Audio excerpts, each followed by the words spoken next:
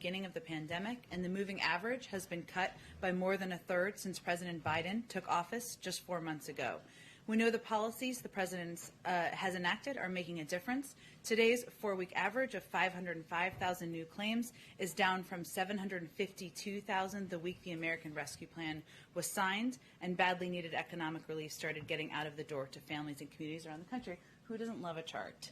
So here's a little chart of the weekly unemployment claims just to show you all the trend.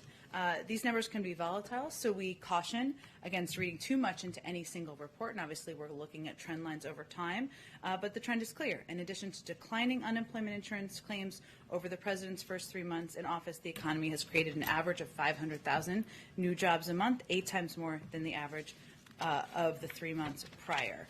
And this is a direct result of President Biden's vision to build our economy from the bottom up and the middle out. With that, Darlene, why don't we kick it off? Thanks, Jen. So on the Middle East, yesterday the White House said the President had spoken to the Prime Minister, called for a significant de-escalation. The Prime Minister, in turn, said he was going to push forward with the operation in Gaza.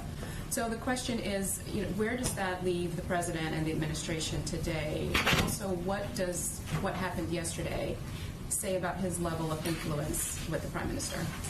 Well, first let me say, Darlene, that our objective, as we've talked about a bit in here, is to take every step we can through diplomatic channels, through quiet and intensive diplomacy, to bring an end to this conflict. Just to bring us back to a little historical reference here, which I lived through, many of you did as well. Back in 2014, the conflict on the ground went on for 51 days. 51 days. We are at about 10 days now. Now, every day that passes and lives are lost, Palestinian lives, Israeli lives, is a tragedy. But our approach here and our strategic approach here is to continue to communicate directly, stay closely interlocked with the Israelis, with partners on the ground, to do everything we can to bring an end to the conflict. We have seen reports of a move toward a potential ceasefire. That's clearly encouraging. Obviously, we can't get ahead of any agreements that may be brokered. But I would say that, to go back to answer your original question there, Darlene, we've now held more than 80 engagements with senior leaders in Israel, the Palestinian Authority, and across the region, either in person or by phone. Again, that our view and our approach has been to use the role of the United States in the relationships with countries on the ground to conduct our efforts quietly and through diplomatic channels. Do you have anything on a call between the President today and LCC and Egypt? I expect we will have a readout shortly. I can confirm they had a call. And just to remind you, part of that engagement is a reflection of what we've been talking about a bit in this briefing room, was the important role that a number of countries in the region can play, including the Egyptians, in bringing an end to the conflict. And they have an important role to play in influencing Hamas. Hence, the President had a conversation with him this morning. I expect we'll have a readout shortly. And just one quickly, if I can switch to infrastructure. Senator Capito has raised the possibility of using unspent COVID-19 money to pay for infrastructure. Is that something the White House would be open, an approach the White House would be open to? Well, again, I know there'll be a range of ideas and proposals that will come forward from Senator Capito, from other Republicans and other Democrats as well. The President's bottom line, as you've heard me say a few times before, is that he does not want to raise taxes on people making less than $400,000 a year. We certainly, in that scenario, would need to assess whether these funds are needed and not take them away from fighting the pandemic that we continue to battle every day. Go ahead. Thank you, Jen. A couple topics quickly. First, House Republicans are claiming that they have significant circumstantial evidence that COVID-19 originated in a lab. Has the White House seen any circumstantial evidence that it did not originate in a lab? Well, I think first I would caution you against disproving a negative there, which is never the responsible approach in our view when it comes to getting to the bottom of the root causes of a pandemic that has killed hundreds of thousands of people in the United States. I will say that our view continues to be that there needs to be an independent, transparent investigation, and that needs to happen with the cooperation and data provided from the Chinese government. We don't have enough information at this point to make an assessment. And part of the reason some of these lawmakers say that is because China is not cooperating right now. At what point would President Biden call President Xi and say, we've got 587,883 dead Americans. We're just trying to figure out if this happened, if COVID originated in one of your labs. Let us in. Well, I would say that we have made that call publicly many times. We have conveyed that privately, and we have certainly communicated that they were not transparent from the beginning. That's not acceptable. There's an opportunity now in the next stage of this effort for them to be transparent, to participate in an international investigation that can bring a conclusion to the origins and provide information that we, Republicans, Democrats, everyone in this country would love to have access to. On Nord Stream, I know that there's a lot of talk about Nord Stream and Keystone, and I'm just trying to help people understand it. Is there? Well, yes. President Biden blocked the Keystone XL Pipeline here because he said it would undermine U.S. climate leadership and undercut our ability to urge other countries to take ambitious climate action. So how is he urging other countries to take ambitious climate action if he's letting other countries build Nord Stream 2?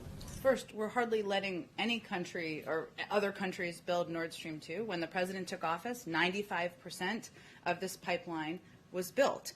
We've continued to convey that we believe it's a bad idea, a bad plan, and we have also put in place and taken actions over the last several days to make that clear, in large part because our view is that it's a Russian geopolitical project that threatens European energy security and that of Ukraine and the East and Eastern Flank NATO allies and partners. Hence, there's a geopolitical concern about this pipeline, and we've taken steps over the last several days to make that clear. So a lot of concerns, and it seemed like there was the ability by the U.S. government to sanction some officials to stop the project at like 95%, but you're not doing it. In what way were we're going to be able to stop a project in another country that's had been built 95%? Make it more difficult with the sanctions on some of these officials involved. Well, we have imposed sanctions on 4 Russian entities, 4 Russian vessels that engaged in sanctionable activities. We've also imposed sanctions on 9 vessels belonging to the Russian government. This is the largest number of entities listed under this act to date. So we have certainly taken significant steps, and we've also made clear in public and private channels our opposition to this plan. And then quickly on Israel, progressives in the House and Senate are hoping to block $735 million worth of weapons to Israel. Would the president ever go along with that? Well, let me first say that the State Department oversees arms sales and any confirmation of those specific details or notifications that may have gone to Congress.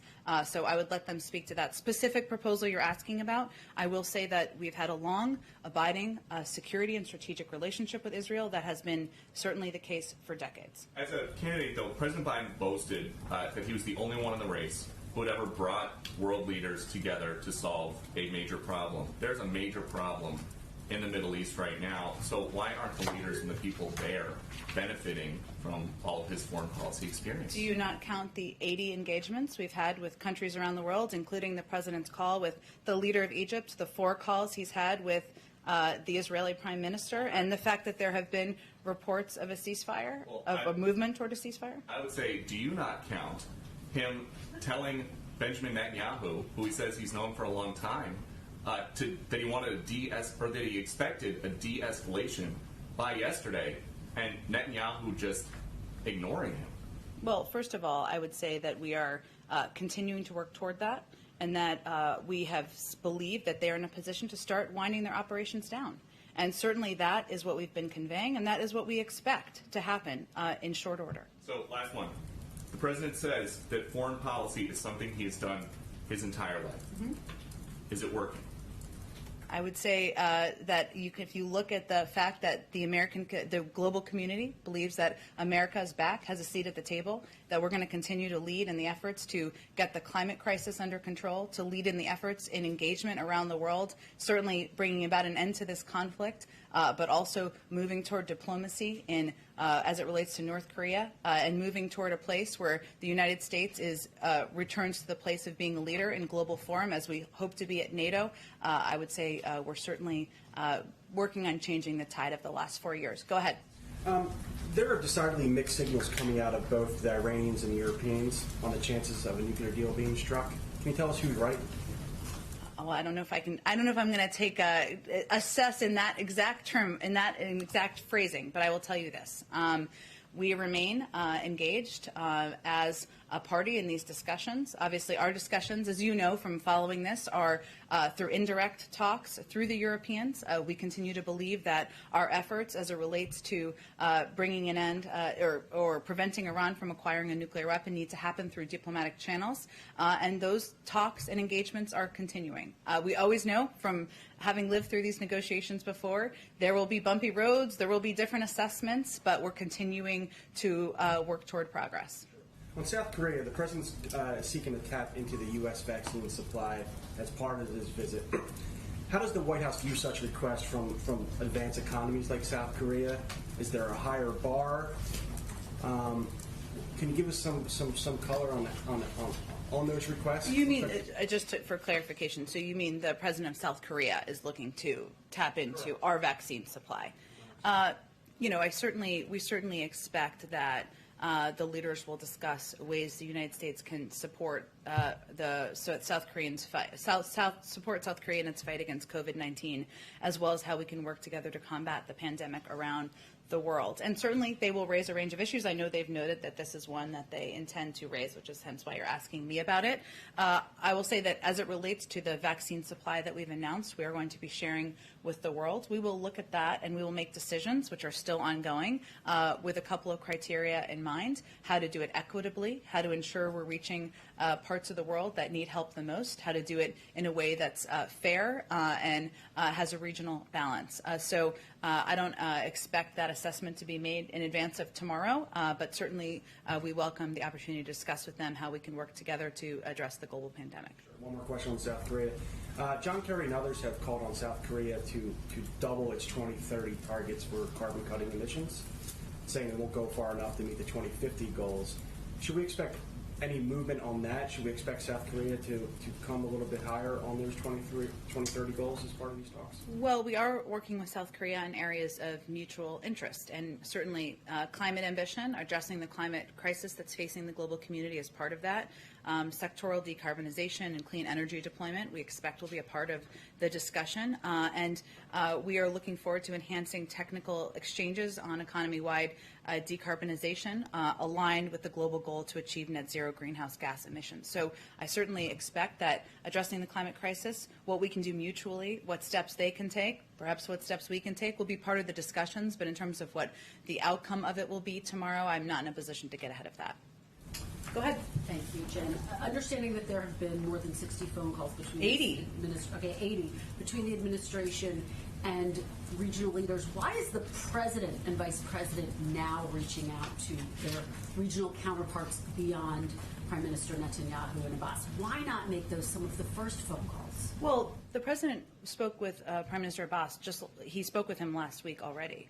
These conversations. In addition to them. Well, I would say, Kristen, that these conversations have been happening at a very high level. The Secretary of State, other high-level members of the administration, our National Security Advisor. We've read out many of these calls, not every single one, but we've read out many of them as well. And we have felt that those conversations are constructive, that they have been helpful partners in working to bring an end, to get to the point we're at now where we are working to unwind. We're encouraging the unwinding and the end of the conflict on the ground.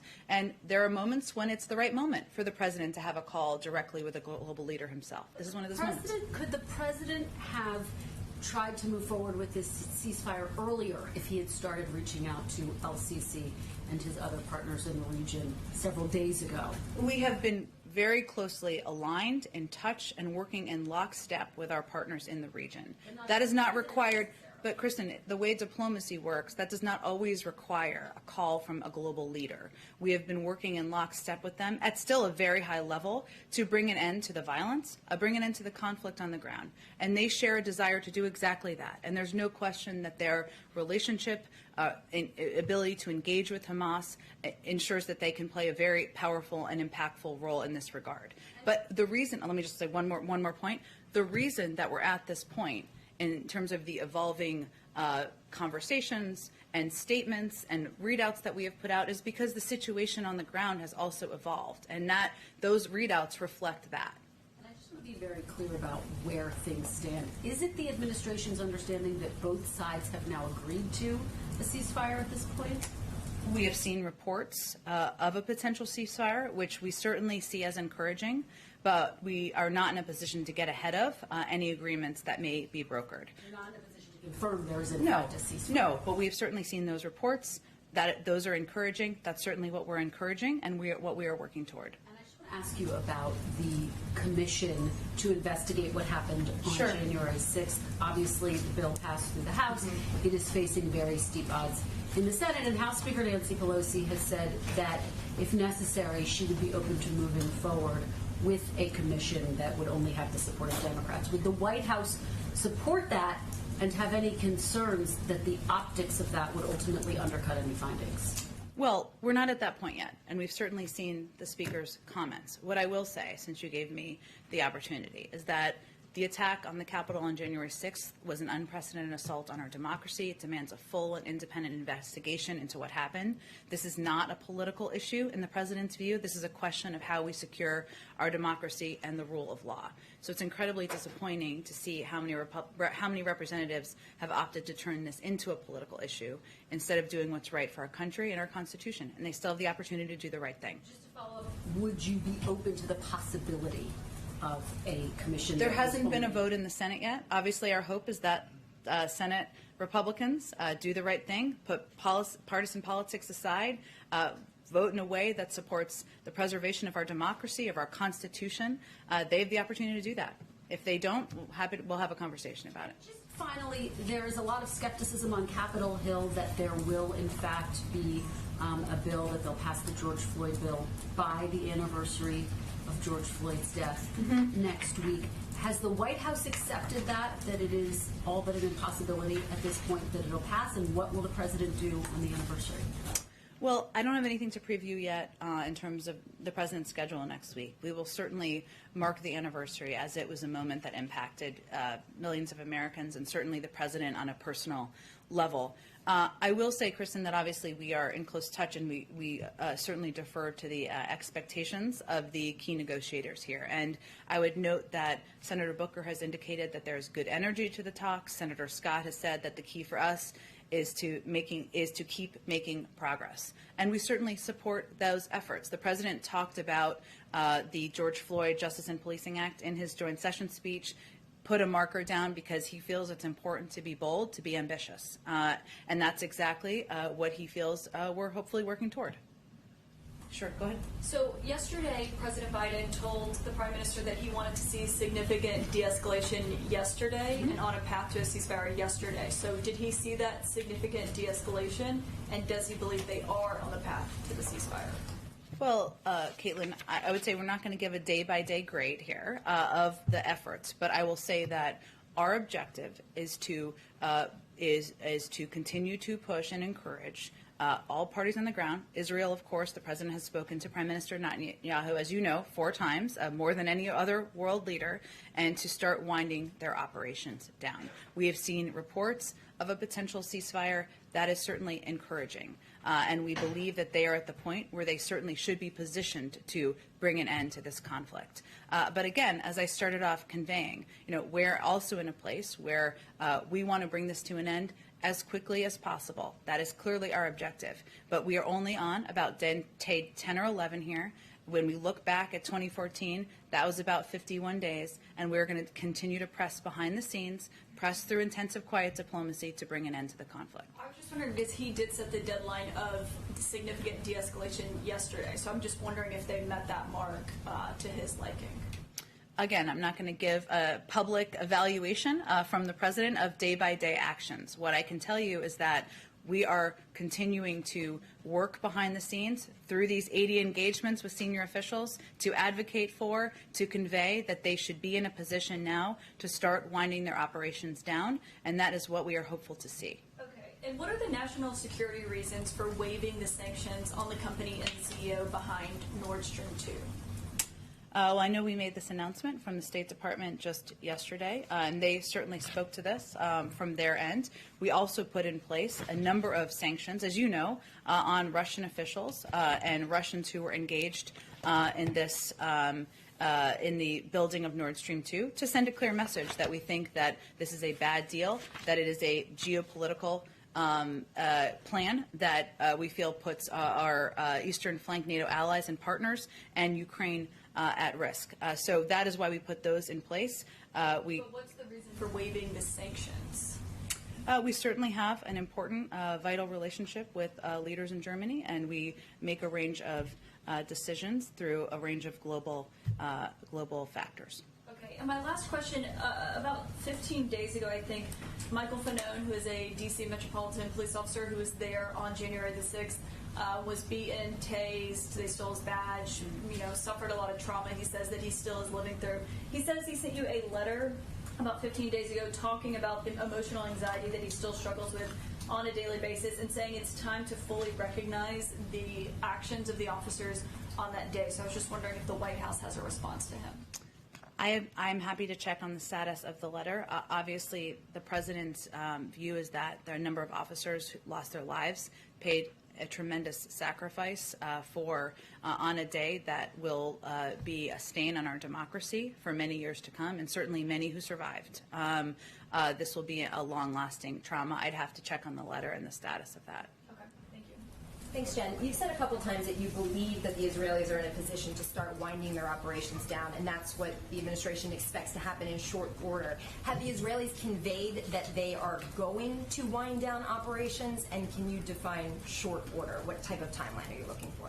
Well, I will let them convey what they feel they've accomplished. Our views, we believe the Israelis have achieved significant military objectives that they laid out to achieve in relation to protecting their people and to responding to the thousands of rocket attacks from Hamas. And so that's why, in part, that we feel they are in a position to start winding their operation down. We continue to believe that they have a right to defend themselves, but this is where we see, again, our evolution of what the readouts that we're sending, of what we're conveying, what the president's conveying directly to the prime minister, is also a reflection of what we're seeing on the ground and what our officials who are working in close and lockstep with both Israeli officials, Palestinians, others are also seeing on the ground. So it's a reflection of all of that. But in terms of their assessment of that, I will certainly leave that to them. And obviously our objective is to work toward a ceasefire. So there has not been a message from the Israelis to the administration that they are going to I'm not wind going down. to read out their messages from them. They can do that. I can read out what we are conveying to them. Why is the president not publicly calling for an immediate ceasefire rather than a path to a ceasefire? The de-escalation, not right now, stop this. What is the thinking behind that? I think the president's been clear. He wants to see a wind down of this, of the violence, an end to the violence, and a winding of their operations down as quickly as possible and lead to a ceasefire as quickly as possible. So I don't think he's attempting to mince words there and what he hopes the outcome to be. And are there any consequences if Israel does not show progress toward that de-escalation, toward the path to a ceasefire? Our focus is on getting to a path to a ceasefire and bringing an end to the violence, to the suffering of the Israeli people, the Palestinian people, many people in the region. So I'm not going to get ahead of that to predict consequences. Go ahead. Oh, go ahead, Jenny. Sorry, go ahead. On infrastructure, Senator Capito said that she expects a counteroffer from the White House tomorrow. Can you confirm this is the deadline? Is there a deadline for tomorrow to make a counteroffer? We do expect. We had constructive conversations at a staff level on Tuesday on the Hill with Senator Capito, other ranking members, with Steve Borchetti and Louisa Terrell, Secretary Buttigieg, Secretary Raimondo, and we expect those conversations to continue tomorrow. And then on another piece of legislation on the Hill that I know is a priority of yours, the Endless Frontier Act. Obviously, you guys care a lot about semiconductors. It seems like the negotiations have hit a couple hiccups, which is kind of normal. But at what point is the White House getting involved in smoothing this over? Because I know this was supposed to go on a faster track than your infrastructure proposal. Are you guys involved at all through your Leg Affairs team, or do you leave this all to Senator Schumer? We're absolutely involved. We're strong supporters of the Endless Frontiers Act, as was evidenced by the statement of administration policy we put out earlier this week, and we are hopeful and looking forward to signing it into law. Are you behind the scenes pushing to resolve the hiccups that are currently holding up the Our bill? legislative team is closely involved with members and with their staff on moving it forward. And then one last one, also on infrastructure. If you can lay out what the White House and the President himself is doing to urge congressional Democrats to support his proposed tax increases. I'm sorry, say that one more time? What the president and your alleged affairs team is, how that outreach, what type of outreach you're doing with Hill Democrats on the proposed tax increases. Well, I would say the vast majority of Hill Democrats support raising taxes on the highest income and also on corporations, as do the vast majority of Americans. So I would flip that question around, and really the question we're posing out there is if you don't want to pay for these proposals, these historic investments in infrastructure, these investments in ensuring that we are making our workforce more competitive and rebuilding roads, rails, and bridges around the country, investing in broadband, if you don't want to do it by raising taxes on the top 1%, going back to the tax rates of President George W. Bush, raising them on corporations, many of whom never didn't pay any taxes in the last few years, what's your alternative? That's really the question we're asking. Most people in the country and in the Democratic caucus support raising taxes on the highest income and on corporations. Go ahead. Thanks, Jen. On infrastructure, given that there were staff level talks earlier in the week, can you say whether, just give us an idea if the ball's been moved forward, has there been any, movement on maybe the pay fors? You just, talked about the importance of the president's proposal and asking Republicans to submit their own. Did they do that? How constructive was this, and how much did the ball move from where it had been prior to Tuesday? I wish there was a daily ball moving monitor. You guys would probably love that too. It doesn't always work that way, as you know, with these negotiations and discussions with members and their staff. Our team felt they were constructive conversations. There obviously needs to be follow-up, as we fully expected, because negotiations and compromise require many conversations, sometimes back and forth proposals. We expect those to continue tomorrow, those discussions, and we're looking forward to that. But I'm not going to be evaluating kind of the percentage of progress after each meeting. Do you expect the talks with Republicans to continue beyond tomorrow? There are some Democrats on the We'll Hill see. talking about it's time to just move on. Look, the president's view and the view of senior members of this administration is that he was elected. The American people expect him to work with members of both parties, to attempt to work with members of both parties to get business done on their behalf. And he's doing exactly that. So we're looking forward to constructive conversations tomorrow. We'll have to evaluate how those go and what the next step is. But I'm not going to get ahead of the conversations tomorrow. I'll just ask you one on the 1-6 commission and that hangs in the balance in the Senate. You said just a few minutes ago that this is a matter of preserving our democracy. If it's that important, is this an issue where the president is going to be lobbying members, picking up the phone, calling Republicans, and perhaps speaking to the country, using the bully pulpit to push lawmakers on this, or is he going to sort of save those calls for other issues? Well, he's made clear what his view is on the mark on our democracy that was January 6th. And he's conveyed that clearly publicly on numerous occasions. I don't think there's any secret about where he stands on the commission. We also put out a statement on of administration policy on this as well, just a couple of days ago. And certainly, as he's having discussions with members, if appropriate, he raises a number of issues. But I think it was important for us to convey where we stand in our view that this is an issue, a commission, that shouldn't be viewed through a partisan lens. And we don't think the American people view it that way either. Go ahead. Jen, thanks. The Texas governor yesterday signed an abortion law that bans the procedure at 6 weeks. Yeah. What specifically is the White House looking to do? What specific steps will the White House take to try and protect abortion access? Well, first, as you noted, but for others who haven't followed this as closely, this is the most restrictive measure yet in the nation, and the most restrictive a recent assault on women's fundamental rights under Roe v. Wade. And critical rights continue to come under withering and extreme attack around the country. The President and Vice President are devoted to ensuring that every American has access to health care. Now more than ever, he continues to support the robust agenda he put forward during the campaign to protect women's fundamental rights, including by codifying Roe v. Wade. Obviously, there are some actions that will be through legal processes and through the courts.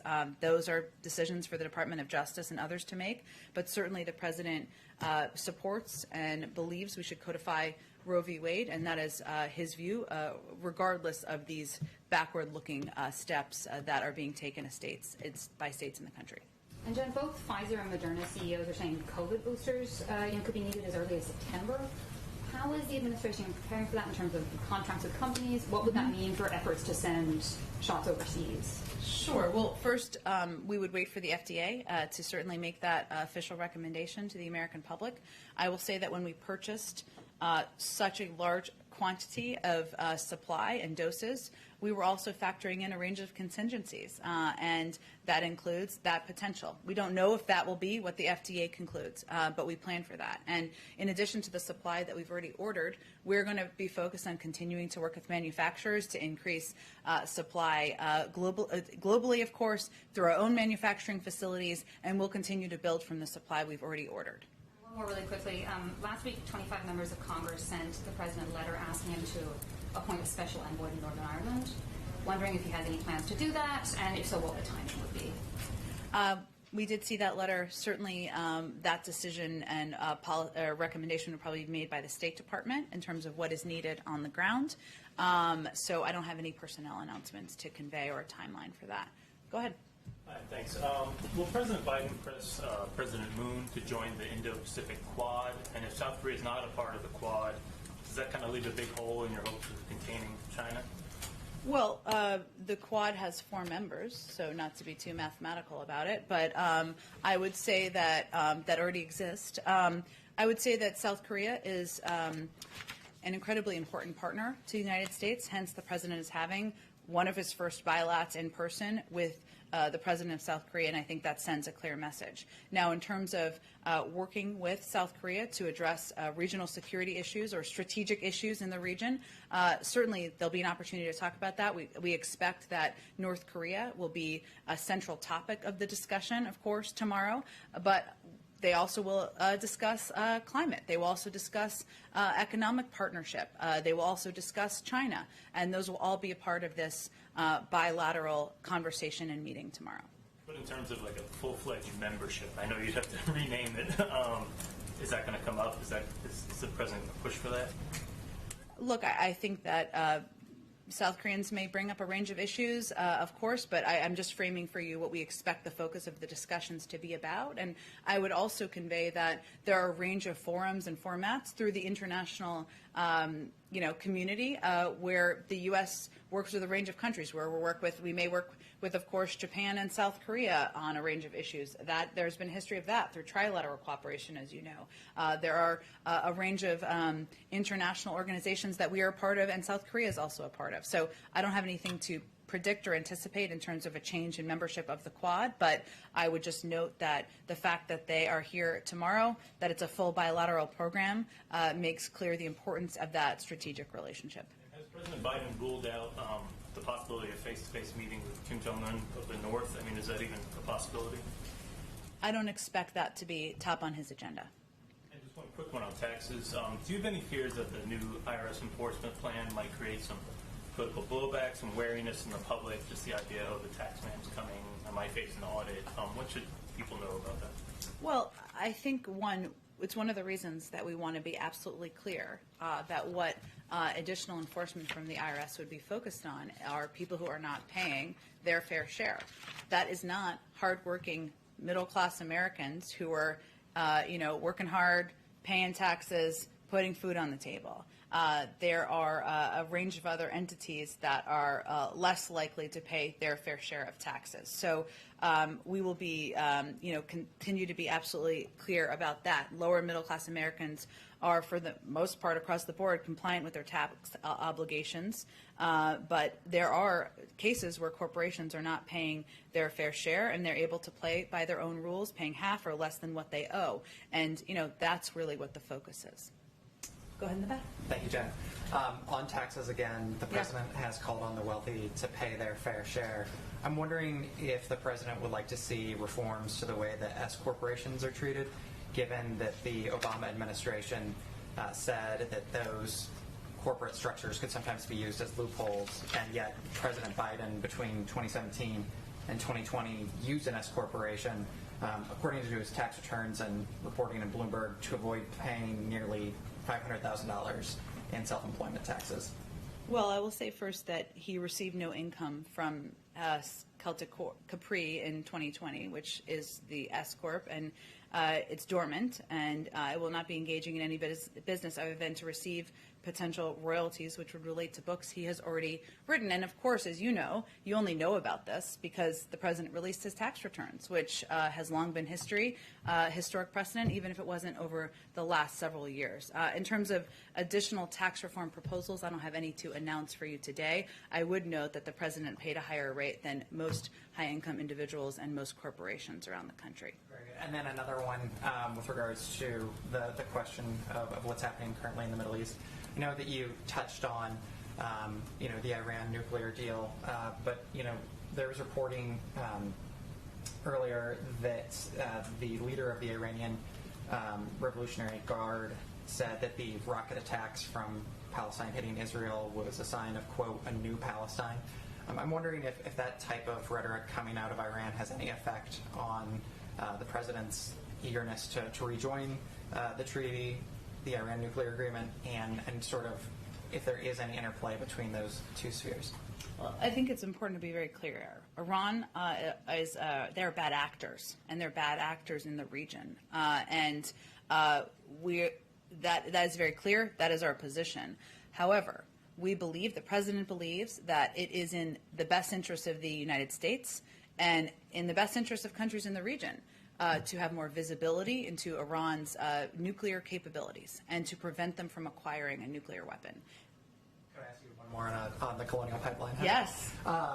Has the president been briefed on any intelligence suggesting that the dark side hacking group, which claimed responsibility, operates under the indirect supervision of any Russian intelligence services? Is there any relationship that we have seen? I think the president was clear last week in what the intelligence assessment is about the Russian government's involvement or knowledge of the hacking. At the same time, they are a criminal entity that is on Russian soil, and therefore they have a responsibility. Thank you, Jen. Sure, go ahead. Hi. I just wanted to go back to Israel really quick. So yesterday, Congresswoman Ocasio-Cortez accused Israel of using American weapons to target media outlets, schools, hospitals, other sites. The other day, Congresswoman Omar called the Israeli Prime Minister an ethno-nationalist. I know you've talked about the White House's message to Democrats, but does the president specifically denounce these comments?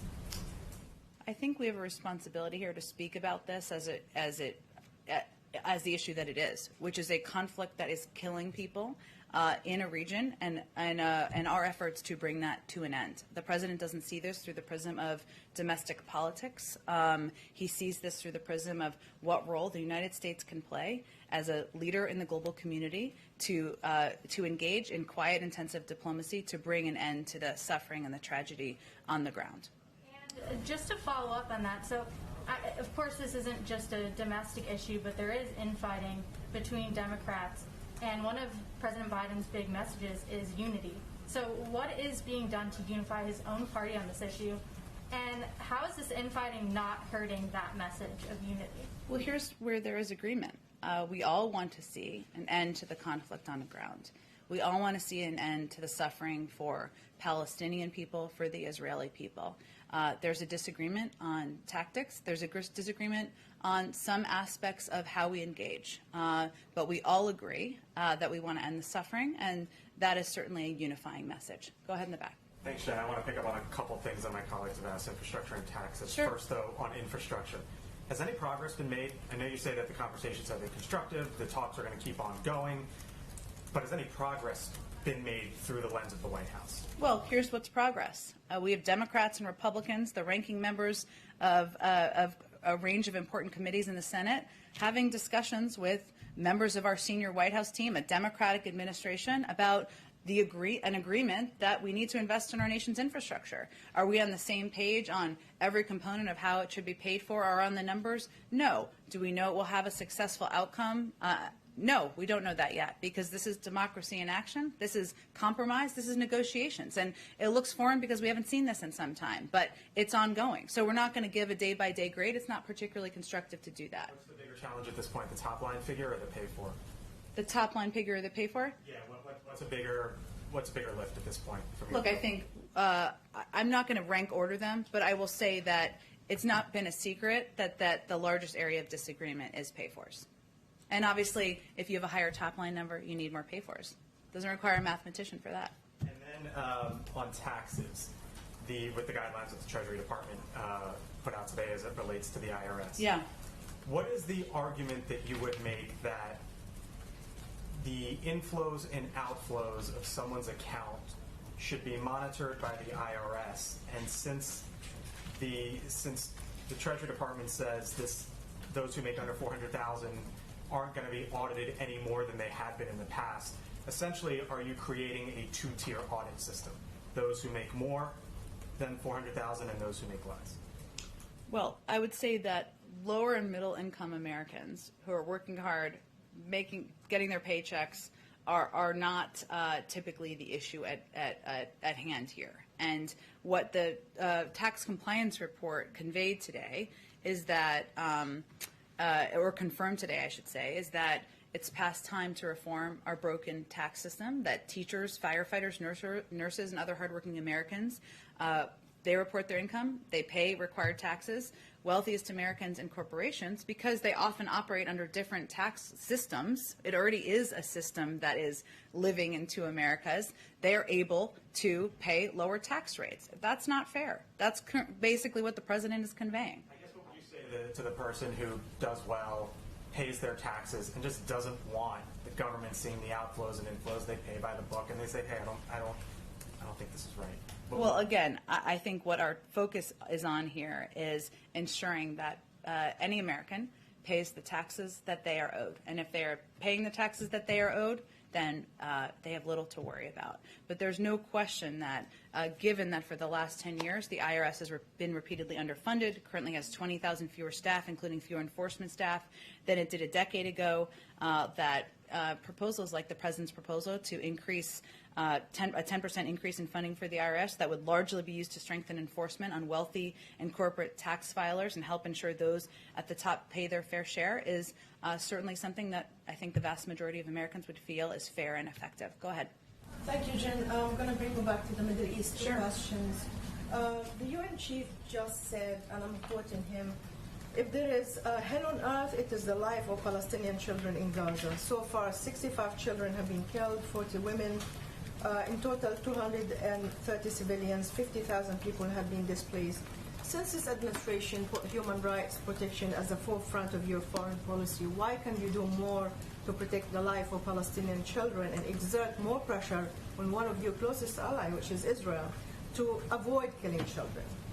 Well, I would say that what our effort has been focused on, Nadia, is conveying behind the scenes that certainly while Israel has a right to defend itself, that it is time now to bring an end to this conflict, that there has been too much suffering, too much tragedy, every life lost, every one of these children who has lost their life, every family that has had to mourn the life of a loved one is certainly too many.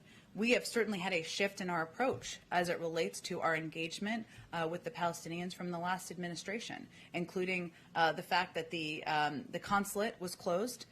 They had ended assistance to UNRWA and during the last administration, and they did not have that open line of communication engagement. They'd also ended humanitarian assistance and security assistance to the Palestinians, which we have resumed. So we have certainly taken a different approach, and we believe our role here can be playing a role behind the scenes, conveying that it's time to bring an end to the conflict.